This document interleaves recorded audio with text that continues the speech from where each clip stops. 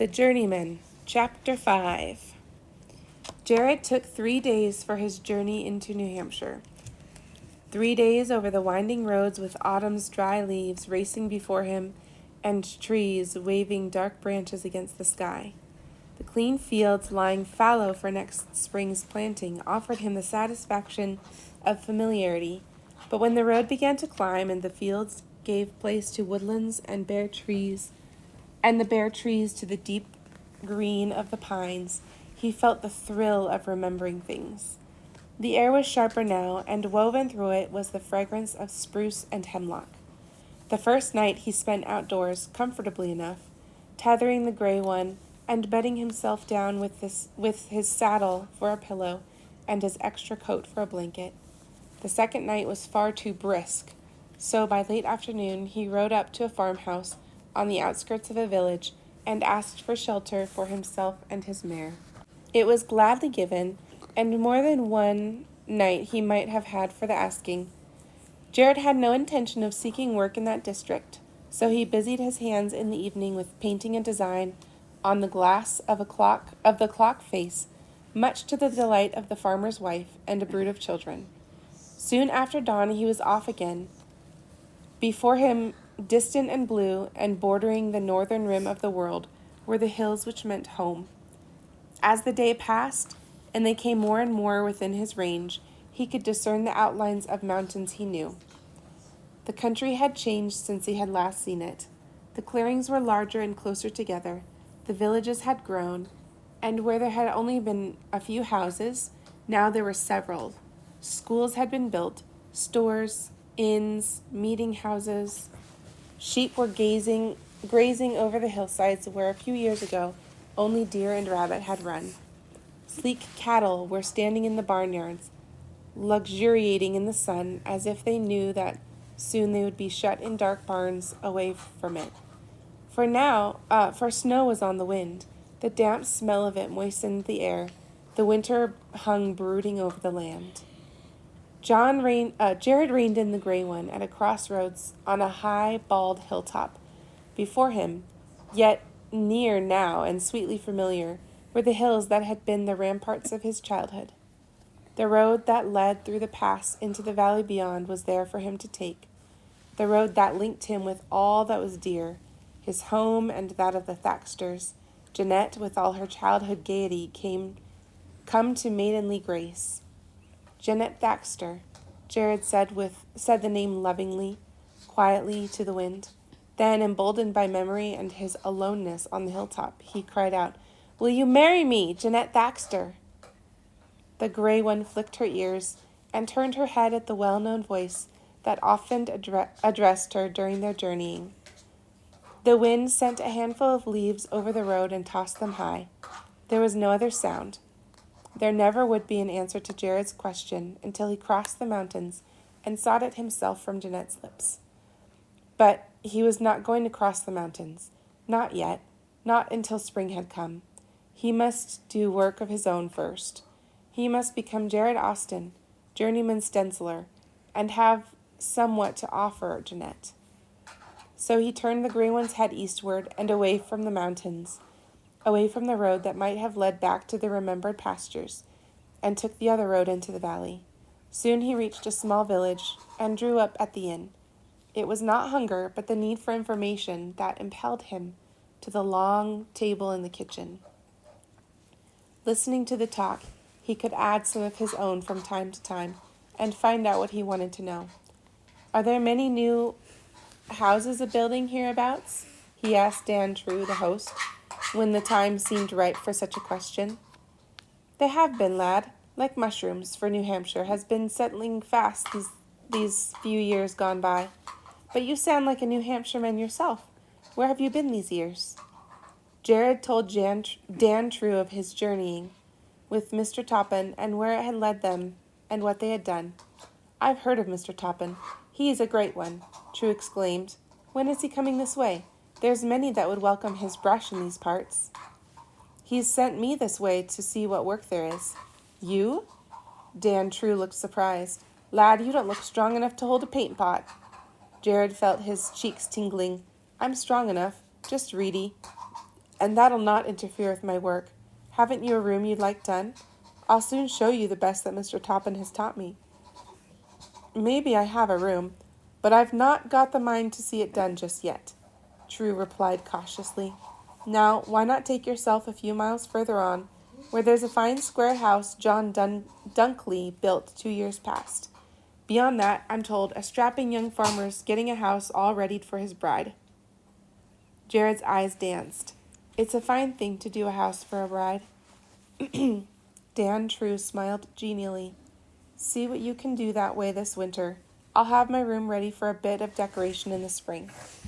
Jared reached into his pocket for one of the silver dollars Squire Talent had given him. Dan True looked at him and shook his head. Put it back, lad. I wouldn't take your money. That dish of stew you had was hardly worth the news you brought. Come back in the spring. We'll take money then and other things too. Now go east along this road, less than an hour's journeying, and you'll come to the houses I spoke of, and perhaps a few others. They're prosperous up that way, with the best apple trees around here, and John Dunkley's sheep grow the longest wool in all New Hampshire. Which house is his? Jared asked. The first you'll come to, and up the hill from it is the new one, now building. Jared took his leave and was soon trotting over the road with a lightness in his heart. The wind was keen and winter was near, but there was a chance for work to tide him through the winter, and here was a whole countryside of farming folk, bringing riches from the land after years of hard labor. The early dusk of November was seeping over the land when a bend in the road brought him a well-set 2-story house. John Dunkley, its builder, must have understood the art of symmetry. So finely balanced were its windows with the great center doorway and thick central chimney. One room was already warm with candlelight, and the glow of it came out to the night like a friendly hand. Jared reined up at the door. The gray one, used to waiting, dropped her head to the grass. Standing on the broad granite step, Jared knocked on the heavy door. There was a stir in the house, the padding of feet in soft shoes crossing a room. Then the door was opened. Have you shelter for a journeyman this night? Jared began. The woman smiled, and with her smile the warmth and the light and fragrance of a lived-in home came out to greet him. Bless you, lad. Come in. Is your horse all right? I'll send one of the boys to the barn with it. Jared stepped into the long room, by whose great fireplace pots were simmering and a kettle steaming.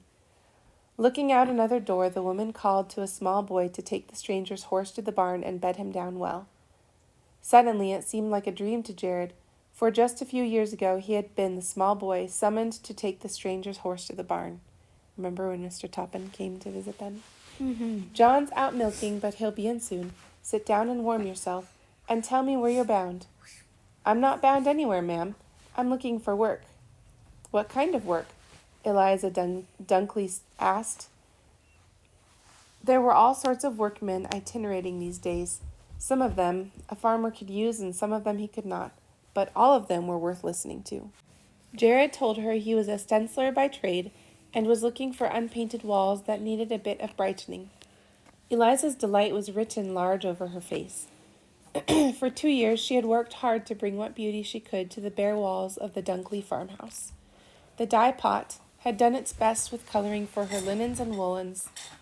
The flower garden had helped too, in the growing season, but there were long, dark days in the winter when the house seemed drab enough to vex her spirit. Tell me, will it cost a mint of money to do our parlor as you say? Jared smiled and shook his head. Can you board me through the winter while I do your walls, and perhaps the walls of other houses hereabout? She nodded. Is that all you ask? Then you shall have the best we can give you.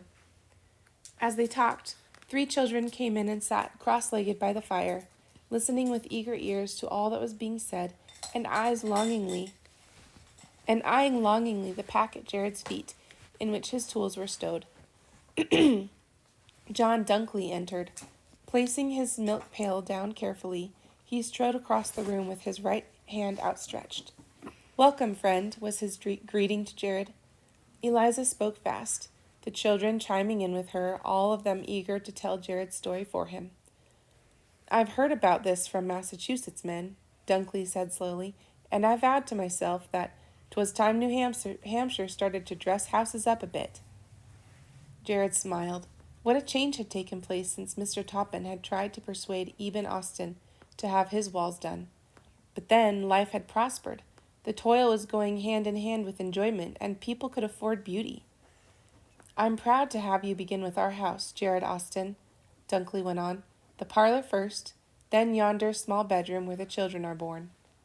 Eliza smiled proudly at his mention of the parlor, the room that spoke of her best, that held her Chelsea china and Staffordshire ware, those fragile things her grandmother had brought from England, and which, because they were so loved, had lived through 2 generations of pioneering life.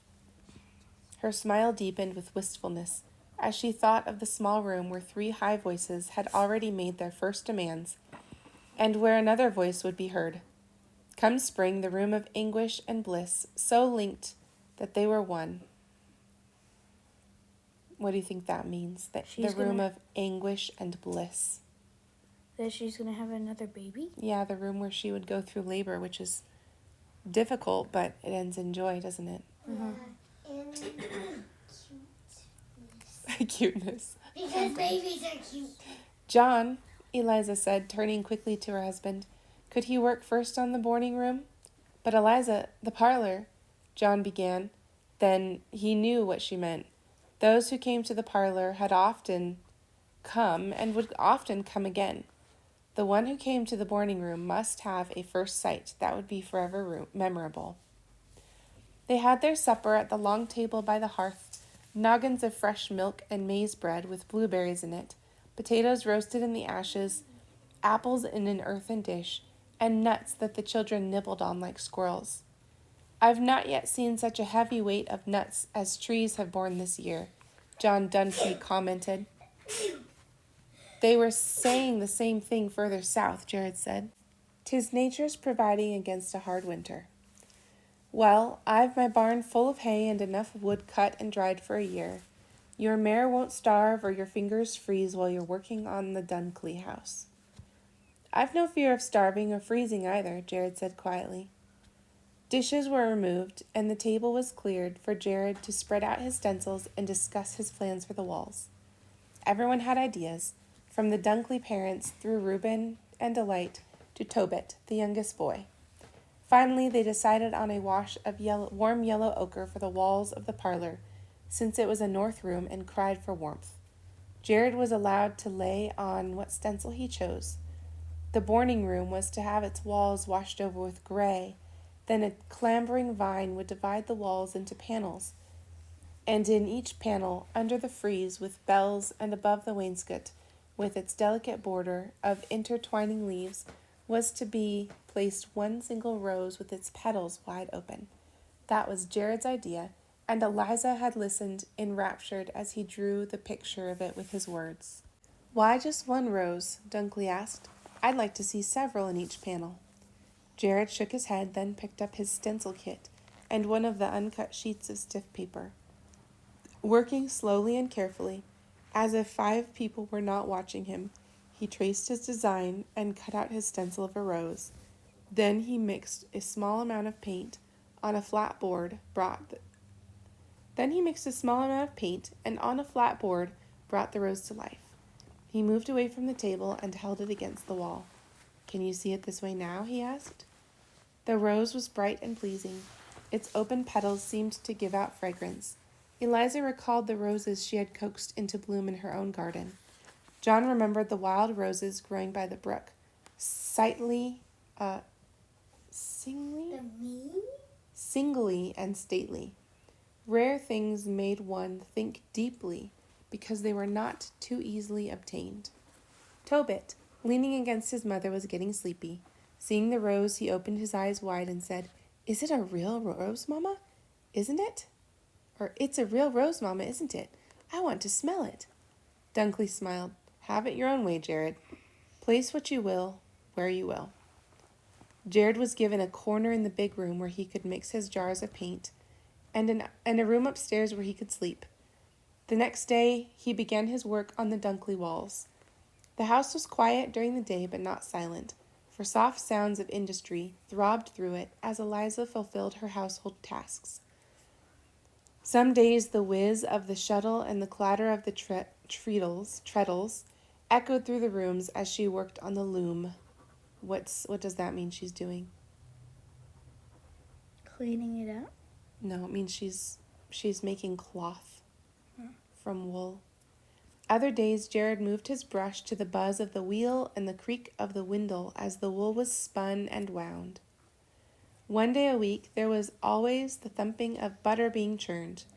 Then there were tasks whose accompaniment was not sound, but fragrance, the nourishing smell of baking and the oily smell as candles were molding. Sometimes on a stormy afternoon when the children had worked long enough and there was no chance for them to go outdoors and play, Eliza gathered them around her on the hearth, and her voice could be heard as she read to them from the Bible. Every night John Dunkley appraised Jared's work as it took shape and the drab walls began to come alive. In a few weeks, the boarding room had been transformed into a bower, with its narrow walls no longer seemed to converge around the small bed, but to open out onto vistas of beauty. The children loved to stand quietly in that room, for the pictures on the walls were stories that seemed capable of constant retelling.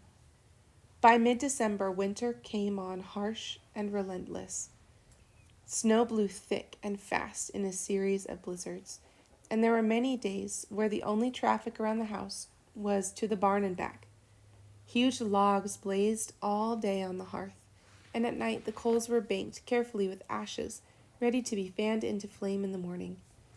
Jared had heard often of the young farmer up the road who was building a house for his bride, and when the Dunkley walls were done, he had thought to go there and seek to decorate some of that house. But the news of the Dunkley walls was echoing around the countryside, and Jared knew he would have small need to seek work in that community, for it was seeking him. One winter afternoon, when the fading light made work no longer possible, Jared was sitting by the hearth, carving a wooden horse for Tobit. The crunch of feet on the hard-packed snow could be heard outside. Then the door was flung open. A blast of bitter air preceded the entrance of Corbin Christie. Even in the large room he towered. His voice boomed loudly enough to shake the pewter on the dresser. "So, you're the stenciler." He held out his hand to Jared. "I'm Christie, up the road a mile. It's cold and getting colder." He drew a chair up to the fire and loosened his coat. "Yes, I'm a stenciler," Jared said. "I do walls for those who have an eye for such." Christie pushed back his chair and started roaming around the room. He stood in the doorway of the small bedroom, leading off the kitchen, surveying the gray walls with their grass-green leaves and cherry-bright flowers. He was a powerfully built man with broad shoulders that nearly touched the doorposts, and a proud head with a mane of heavy black hair. His arms hung supple and strong at his sides, the arms of a man who had grappled with the wilderness and subdued it. His stance, well anchored but ready always to move forward, was that of a man who had made his own terms with life, getting what he demanded and giving what he cared. Tobit had run over beside him. "They're real horses, Mr. Crispy. They're real roses, Mr. Christie. Don't you want to smell them?" Christie nodded. "It's good work, and it will please a woman's fancy. Now let's see your other room." "It's not finished," Jared began, loath, as Mr. Toppin had always been, to have anything seen before it was complete. "What's that to me?" Christie boomed. "Let's see the room." Jared opened the door that led into the parlor. 2 walls were done. A third was in process of doing. Jared felt embarrassed. It was as if the room were not properly clothed, and he wished to apologize for it. The Dunkleys had seen the walls at all stages, but with them it had been different, for they knew what the finished room would be like. Christie nodded his head. "What's your price, Austin?" "I'd have to see your rooms first," Jared answered. He felt small beside this strapping farmer, and the cold of the day was seeping into the house. He shivered. "Come along with me and I'll show you. We can talk business later." Jared nodded. The day was growing old, and cold was deepening as it did toward evening. But here was a man who would brook no delay. Jared smiled as he put his coat on and pulled his cap down over his ears. Mr. Toppin would have been the first to say that when seeking work one had to forget oneself and remember only the man with work to give. They trudged out into the cold together, along the winding road where ox teams, lugging wood to the village, had made a track. Corbin Christie was full of talk of the house he had finished and of the bride from a nearby settlement that he would bring there in the early summer. His voice softened when he spoke of the lass. During the months Jared worked for him, he was never to hear her referred to by any other name than the lass. As Jared came to know Christie better, he heard the mare and the ewe referred to in almost the same way. There was work for male and female in Christie's world. One was for strength, the other for generation. But mention of the lass or the ewe or the mare never failed to call forth a kind of gentleness from the big man with his deep voice and ranging stride. Now the house stood before them, on a rise of land above the road, and set so that it looked across Christie's open fields to the rim of woods and the dip to the valley. It was a small house, a true New Hampshire farmhouse with a wide front door and double windows spaced on either side, squat center chimney, and roof of split pine shakes. Christie's prosperity was proclaimed to the community, for he had painted his house white. Most farmers let the wood of their houses weather to gray, or they used red, the cheapest and hardest-wearing paint. But Corbin Christie's house was white. A fine barn stood near the house, and from it came a faint chorus of cattle lowing and sheep baaing. Christie opened the wide front door, and Jared followed, stepping into the small entryway. On one side was a square, three-windowed room with a low-mantled fireplace. On the other side was the kitchen, taking up half the house with its great hearth. At the back of the house was a buttery, with shelves lining the walls, and a small bedroom. I think a buttery is like a pantry. The house, built around the center chimney, was simple and functional in its design. A flight of steep stairs, 16 treads, since the bride who would first come to the house. A flight of steep stairs, 16 treads, since she was a bride who would first come to the house, led up to a loft where yet another room could be finished. Jared stood in the loft and heard the structure of the house tell its own story. From the massive ridgepole raised with the help of Christie's neighbors, to the hewn timbers and stalwart crossbeams that had been felled by Christie's axe in the woods and dragged here by his oxen. The chimney, rising through the roof, had been made of bricks, shaped by knowing hands, and baked in a kiln near the village. Here was the story of a man working with the strength of his hands and the aid of nature and the love of a woman. Jared sighed. God grant that his hands might add their skill to it. When the children come, I'll make a fine room up here, Christie was saying. They went back down the steep stairs. The house was cold and filling quickly with darkness. Christie lit a lantern and took Jared from room to room. Christie laughed deeply as they stood in the kitchen. Smoke will decorate the walls soon enough in this room, but yonder entry, you can do something pretty there. And the square front room, that's a woman's pride, and 'twill be the lass's. I want a house as fine for her as the land is for me, and there's no land finer in all the state. I work it all myself. I'll do walls you like, Jared said with conviction, for to do a bride's house has been my longing for a good while now. Christie laughed again. 'Twouldn't be all men's, but I'm glad it's yours. Jared smiled. I like to think of the time I'll bring my bride to a house I've made beautiful for her. The wind was whistling outside, and the fireless house was cold, but they stood a while longer in the kitchen, making their bargain, When the Dunkley work was done, Jared was to begin on Corbin Christie's walls, but continue living at the Dunkleys. 2 rooms Jared was to do, each one to be paid in dollars, since no lodging was to be given until spring.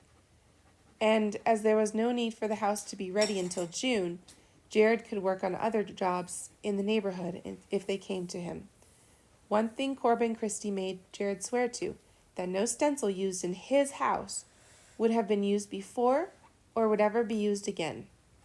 So he wanted it to be a one-of-a-kind thing. I want the last to have something the like of no one else's, Christie said. So Jared promised to cut new stencils for the Christie house and to destroy them when his work was done.